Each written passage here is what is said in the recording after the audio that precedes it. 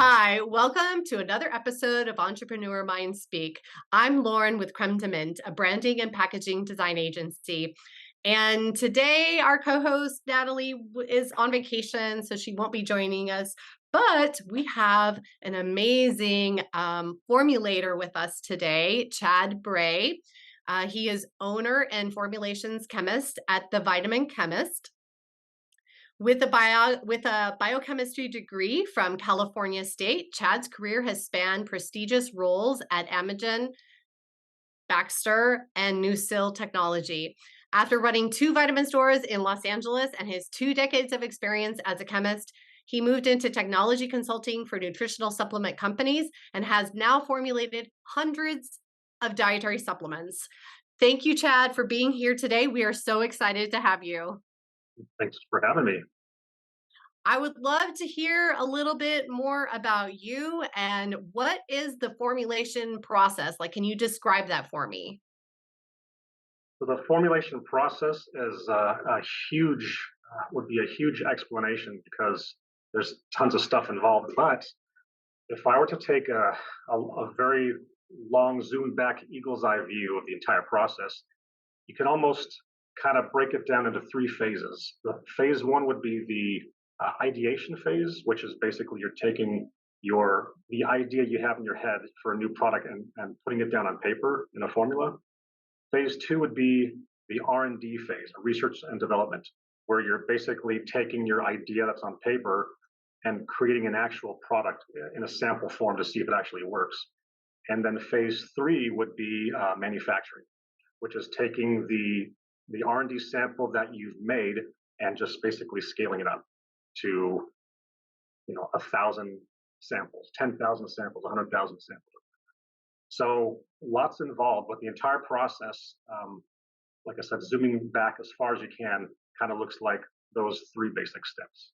Great. And so, as an entrepreneur with an idea for a new product, like, what are the steps I could expect when working with a formulator? And when an entrepreneur approaches you with an idea, what do you need from them to get started?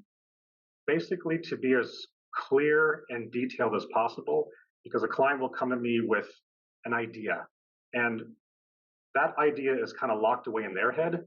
So if someone comes to me and says, "Oh, I want to create a weight loss, you know, nootropic blood pressure lowering supplement," they have a certain idea in their head that they've kind of noodled around for a while, and I have no idea what that is. So if they were to come to me and say, "I want my product to do this, and I'd like to have this, this, and this in it. I don't want any of these things. I want it to taste like this," as much detail as possible.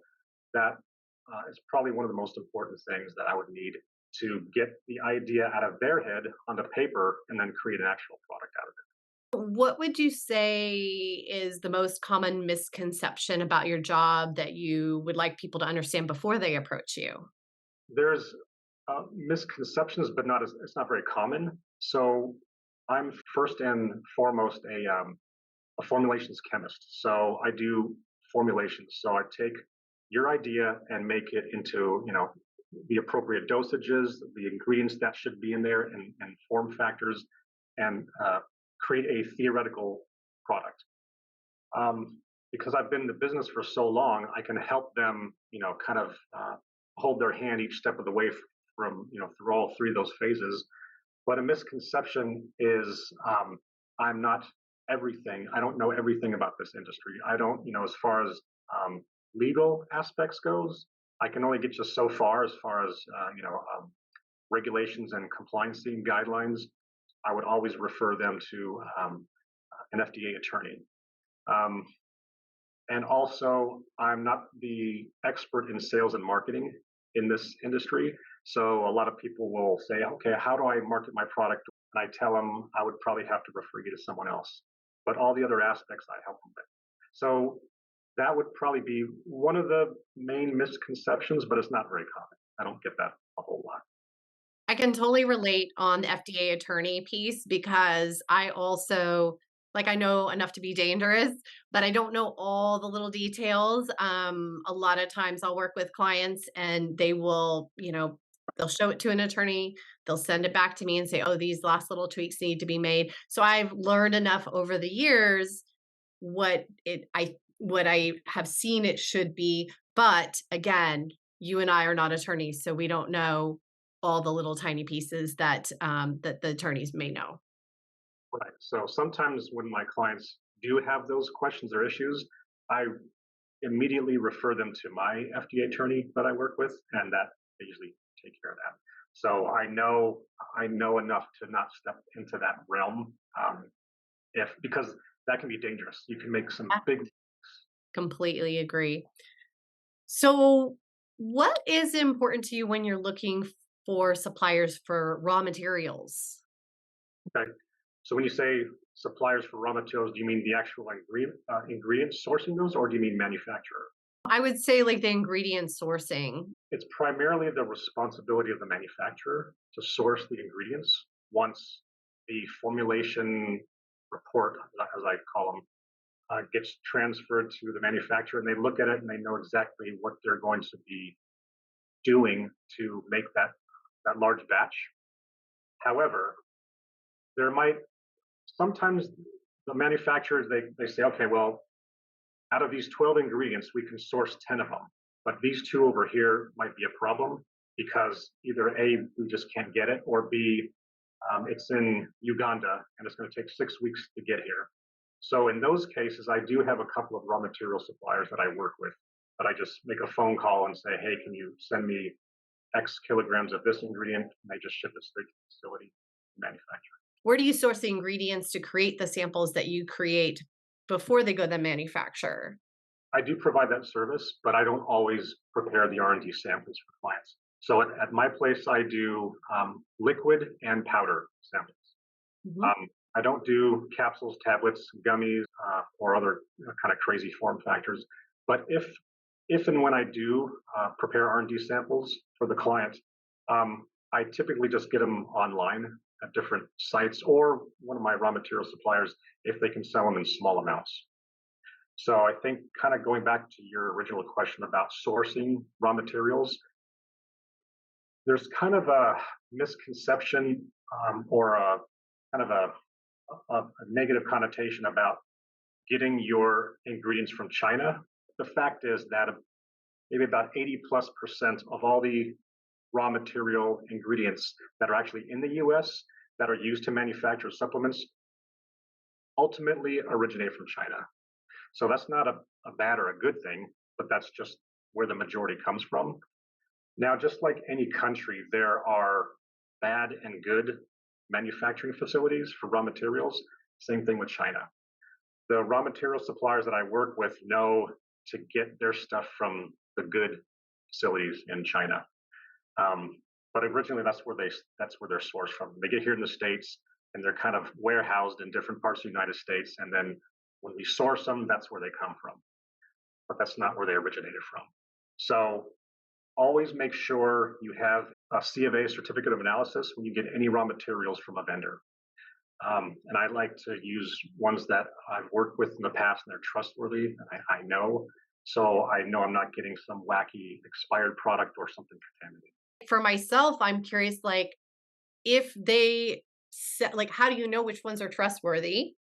And how do you, like, is it possible to take that analysis or take like the part of your product and send it to a third party to make sure that there aren't any things in it?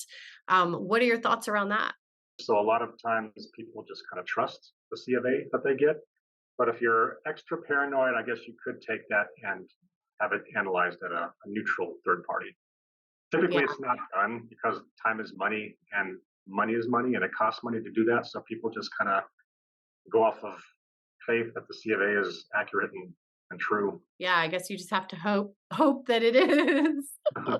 And like you go to a restaurant and food comes out to you, you just eat it. You don't go back there and watch them make the food. You just kind of trust they're doing their job, I guess.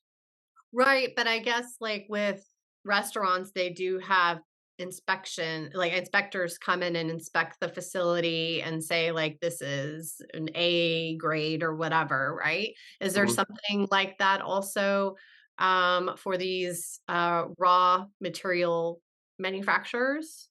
There is, but more, well, not more importantly, just as important, they have that with actual manufacturing facilities. There are certifications that must be in place at a manufacturing facility for what I would suggest anyone having their stuff made at, but especially me, I have pretty high standards on what manufacturers that I would send my clients uh, to be able to trust that you're getting a good quality, clean product that actually has in the product what it says on the label. So tell me, how do you preserve your supplement products? Do you do that piece, or is that something that the manufacturer does, like to ensure the safety and stability of the product? Yeah, that's the sole responsibility of the manufacturer. Is that I'll formulate the idea and Huh? I'll do the R&D samples, which sometimes may or may not require preservatives. But in the formulation report that I put together, I'll put suggested preservatives according to what the client wants. The client wants preservatives or no preservatives, or they have to have preservatives, they have to have natural, or they're okay with synthetic, then I'll put that in the report. Um, the type of preservatives out there, it just depends. If you're doing, it depends on the form factor. If you're doing a liquid in a glass bottle, let's say, for instance, an RTD, then the manufacturer would be the ones responsible to communicate with the client, but determine how they're going to prevent that material from growing mold or bacteria or discoloring. Like for example, you're doing liquid in a glass bottle or something equivalent. They'll do a hot fill to make sure there's no bacteria or live bacteria present. They can do natural or synthetic preservatives. Um, Synthetic being either potassium sorbate or sodium benzoate, or the natural route. Sometimes I've suggested grapefruit seed extract in certain amounts, the natural preservative. Um, you can lower the pH of the resultant product through citric acid or other mildly weak or strong acids. Keep the pH between 3 and 3.5 or so to inhibit bacterial growth. So a number of things you can do. I just make the suggestions, but the manufacturer is responsible for having those preservatives in there and determining a shelf life or expiration date. Have you done any like performance testing or anything so that people can make specific claims? Yes, but not to make claims.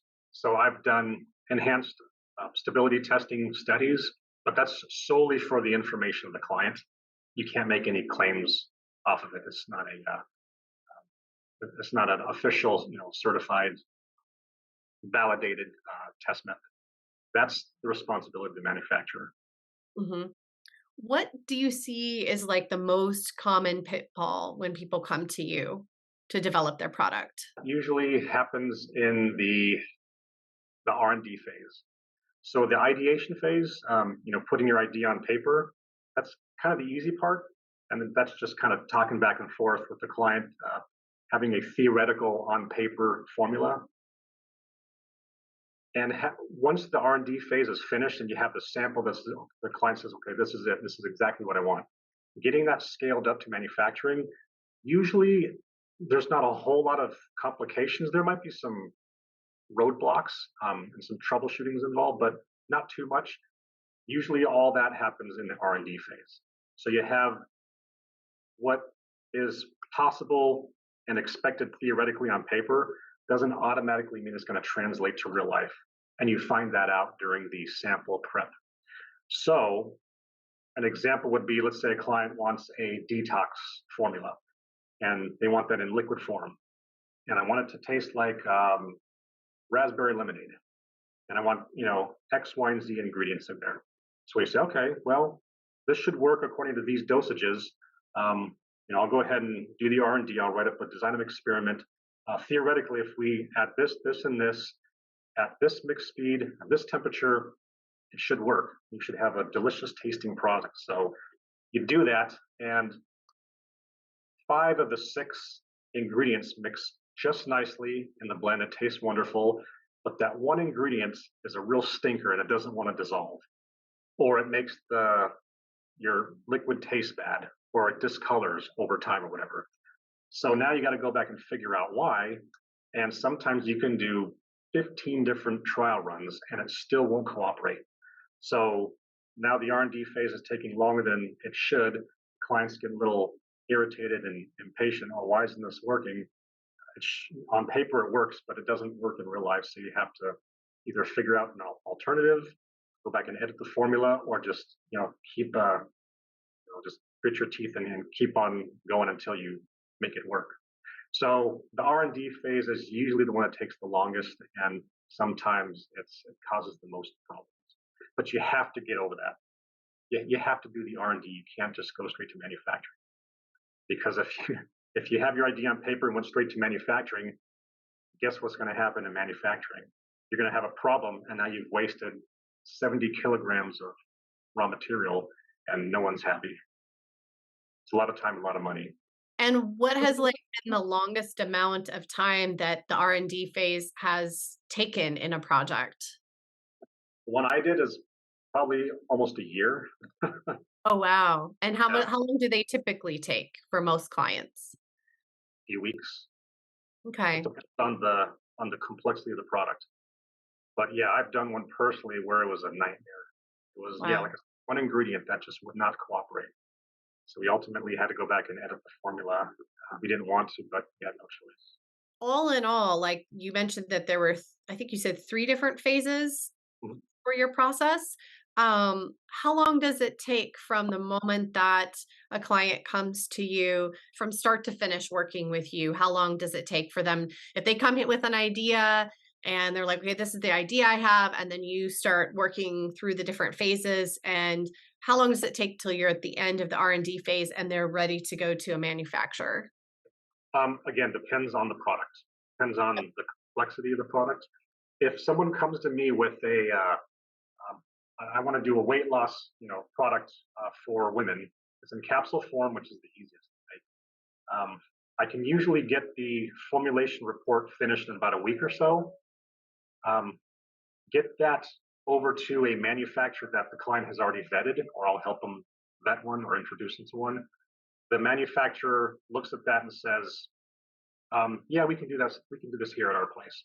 They still, even though it's in capsule form, they still have to do at least maybe one round of benchtop sampling. That's the R&D phase to see if the stuff can actually fit the capsule, if it's too little, or too much, and then to begin to give the client a quote, a batch quote, and to actually officially put them on a schedule for manufacturing.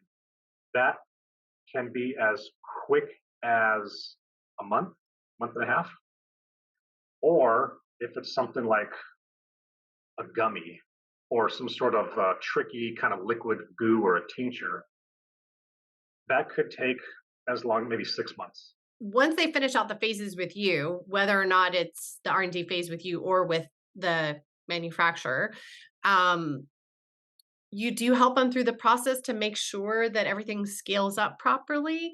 In this industry, there's basically two types of manufacturers. There's the big guys and the little guys. The big guys are kind of like a one-stop shop. They're experts in what they do. You give them the formulation report. They say, okay, we can or can't make this. If we can make it, we do everything. We have a giant R&D department with a bunch of technicians that know what they're doing. They can get it done. They can get these samples quick. Send them to you. They're perfect. They scale up the product. They do the labels for you. They have a compliancy department for the labels. They have label makers there. Scale it up, package it, stick it on a pallet, ready to go.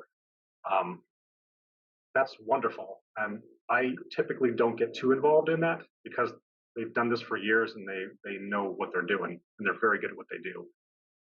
The catch is they're very expensive. They have high MOQs, minimum order quantities, and you get very large POs. Or the other guys are the smaller guys, almost co-packers slash manufacturing facilities. They have the lower MOQs. Typically, the batch quotes are a little cheaper, or a lot cheaper, but they don't have quite as beefy of a R&D department as the big guys. So a lot of times I get involved with their R&D department doing that phase. They're a lot quicker in their lead times usually. I've seen Like if you're doing capsule or powder or whatever, I've seen lead times from start to finish um, and packaged and where you want those shipped. I've seen that 6 weeks, maybe even less.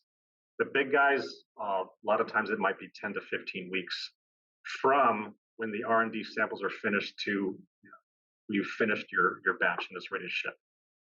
So, and there's those two kind of scenarios. Both do R&D, but most of the time I'm working with the technicians on the with the smaller facilities.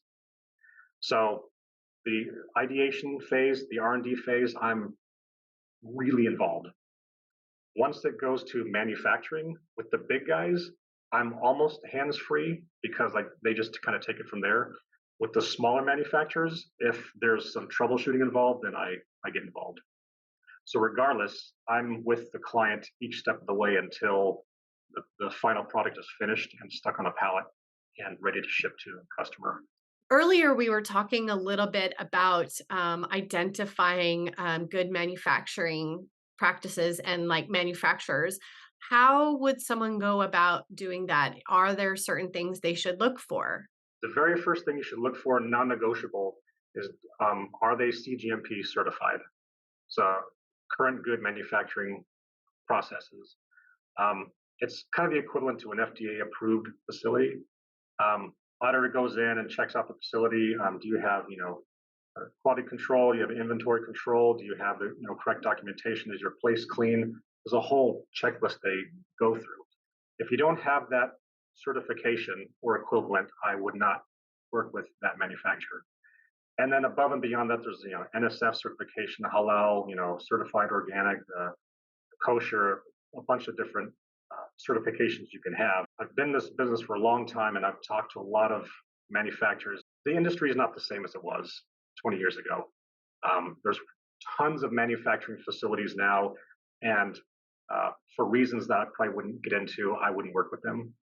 I've dropped a few of them, and I've now just stuck with maybe a handful of manufacturers that I would send my clients to get their stuff made. But those certifications would be the first thing I would look for. Otherwise, it could be just some guy in his warehouse or garage making stuff. You don't know what sort of quality control there is over that.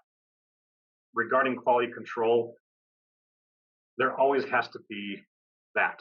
So when a manufacturer makes a batch and puts a little red sticker on it or a yellow sticker, in order for that batch product to be released, it has to pass CA or quality assurance testing.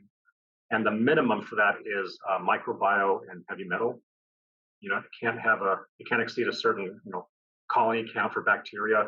It can't exceed a certain amount of mercury, lead, cadmium, arsenic. Above and beyond that, there is typically a quant and qual third-party assay on those, basically saying, okay, you got a list of 12 ingredients in here. We're going to take one of those ingredients. We're going to see that it's actually in there, and then how much. That it has to have a certain standard deviation. If you're claiming 13 milligrams or whatever, it has to be plus or minus 10% or something. That's minimum. Depending on who your customer is, if it's just direct to customer, just selling off the website, then you'd want to have that bare minimum batch testing and have that on your CFA. If you're selling your product to Walgreens or CVS or something, a whole different set of standards on what those QA testing parameters are. So a manufacturer that does in-house testing is not necessarily a bad thing, but it's kind of unbiased when they have it third-party tested. Manufacturers don't really like to do that because it takes time and it costs money, but I would definitely look for that in a good manufacturer. Someone who takes samples of their batches and has it sent out to have it third-party tested for quality. So some manufacturers will talk about that on their website, saying like, "Oh, we have third-party batch testing." Is that what they would look for? You would have to call the sales rep who you'd be working with and ask them those questions. Is there anything else that people should look for when they're choosing to work with a manufacturer? Yeah, communication. Because you can have the greatest manufacturing facility. with with the greatest reputation, but if their sales reps that you're working with just don't reply to emails or phone calls, then what's the point? Go somewhere else. And I've seen a lot of those. You have a kind of important question that's time sensitive. You make a phone call, leave a voicemail, or send an email. You don't hear it back for 3 weeks. That's not good business. So communication is huge. I would agree with that. When my mom and we had a product business a few years back for makeup, and it was so tough. Like some manufacturers were just not very responsive, and you're like, I need to get this. I need to get this to my potential customers. And if I don't have a good relationship with my manufacturer, then I end up losing out on my customers because they aren't happy because they haven't received their product. And yeah, it could get really, really tricky. Call 4, 5, 6 different manufacturers and get not only price quotes and lead times, but get a feel of who you're working with too. If something doesn't seem right or there's red flags going off, run while you still can. You don't want to have to do something like that halfway during through a batch run, or you've already given your deposit to them for a batch quote. Well, a couple more thoughts that came up when you were talking about that. One is, do you provide the formula to your clients so that they can go to different manufacturers? A lot of times when a client has an idea for a product, they'll go online and they'll look for a manufacturer. They'll call the manufacturer and say, here's my idea. I've got this, circulation blend, idea. Can you guys, here's a couple ingredients that I'm thinking, can you guys make this for me? They'll say, oh yeah, sure, we can make it for you. They'll formulate it and they'll do the R&D and everything. They'll quote you for it. And now guess who owns the formula? Not you. They formulated it. They can lay claim to that. So a lot of clients are going to independent formulators and paying them to formulate it for them. Now they have it on paper. It's theirs now. They can take that formula to any manufacturer in the US or wherever else. And then the preliminary formulation report that I make for the client basically tells a manufacturer every single detail possible that tells them exactly what they want, like what they want that product to do, and kind of how to make it. And then they give it to the manufacturer. They say, okay, according to this, yeah, we can make this. Here's how much it's going to cost for 1,500 units. And they can't touch that formula. It's now the client's ownership. They own that formula. And what would be the importance of owning your own formula? Why is that important? I mean, if you choose a manufacturer and you're like, okay, I want to use this manufacturer, I like them, and they're going to formulate it, then what would be the importance of having that formula? Well, what happens if halfway during the R&D process, either get in a huge argument, or there's a dispute, and you say, forget it, I'm going to take my business elsewhere. I say, okay, you can go leave, but we're keeping the formula. We formulated it. So now you got to start from scratch and make a whole new formula. Whereas if that's yours, you say, okay, I don't like what you guys are saying, or I don't know, if the manufacturer files for bankruptcy or whatever halfway through it. Okay, I'm taking my formula and I'm going to go over to manufacturer B over here. Remember, I talked to a manufacturer once and I asked him, like, well, if someone wanted to leave with their formula, like, what would that cost? And it was like upwards of like 25,000 or so, like 15 to 25,000 to get your formula from the manufacturer. And I thought, wow, that's quite expensive. Yeah, you got to read the fine print when you sign the NDA with them. Yeah. Just make sure you know what you're stepping into when you sign something or agree to have them make the formula for you.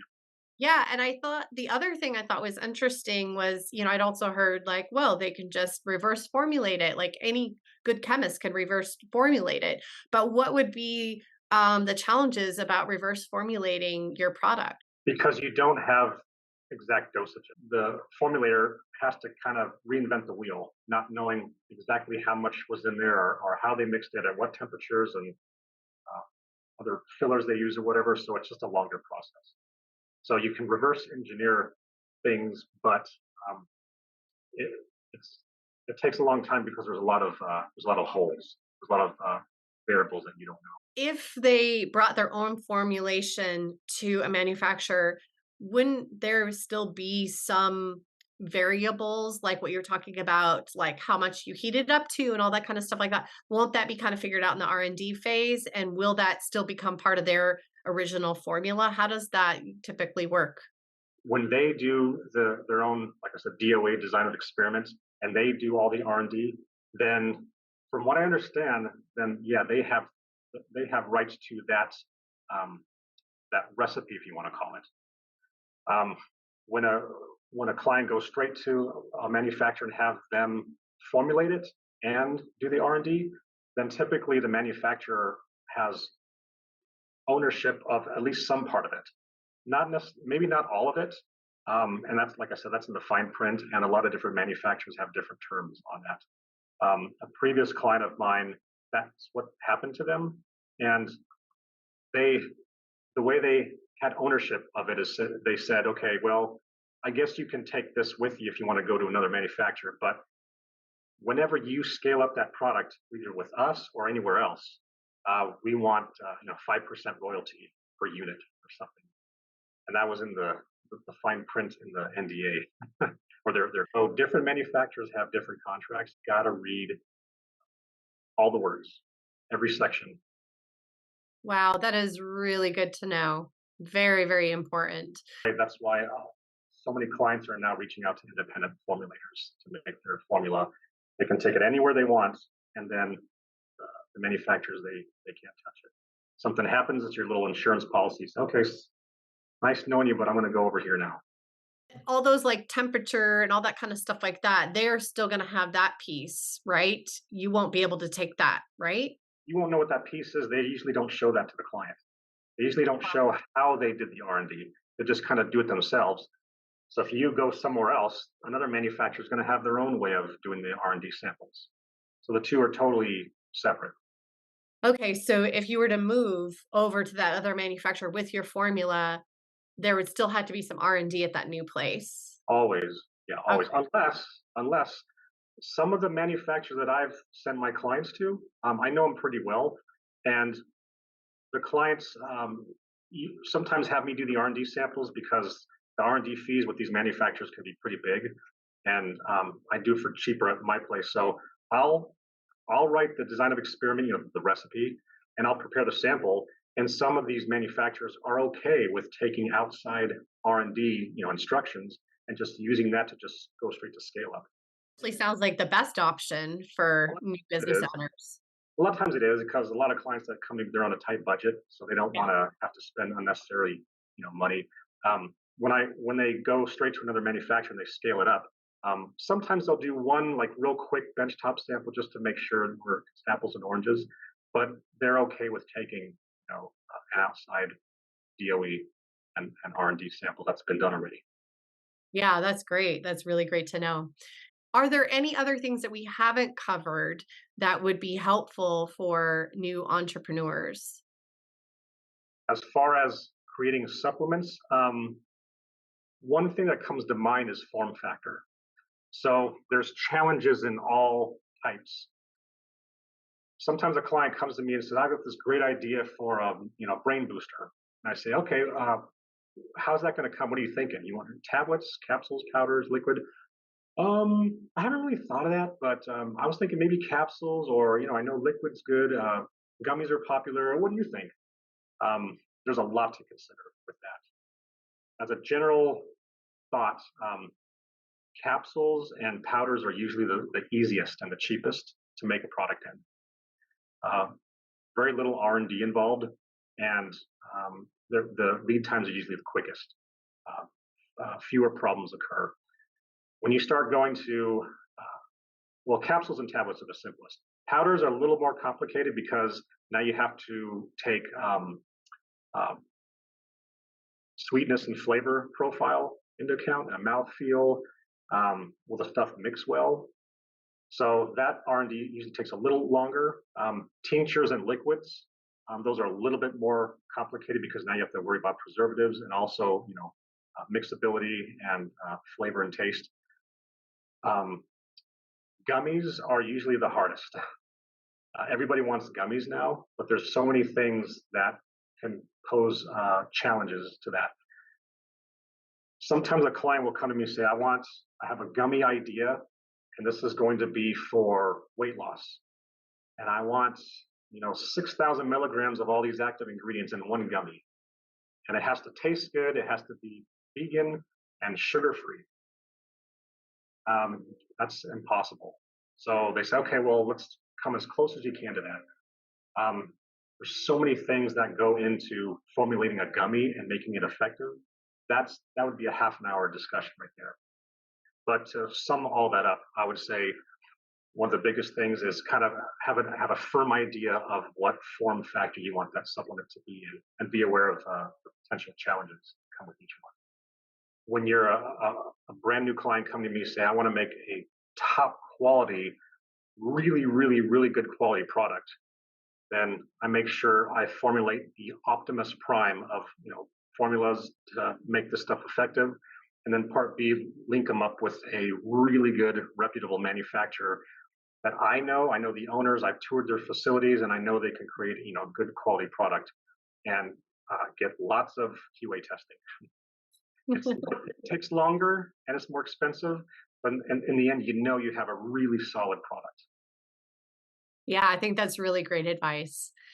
Well, that wraps up our episode of Entrepreneur Mind Speak. And thank you so much, Chad, for being here today. You are a wealth of information, and we're so happy you joined. Absolutely. Thanks for having me. It was fun.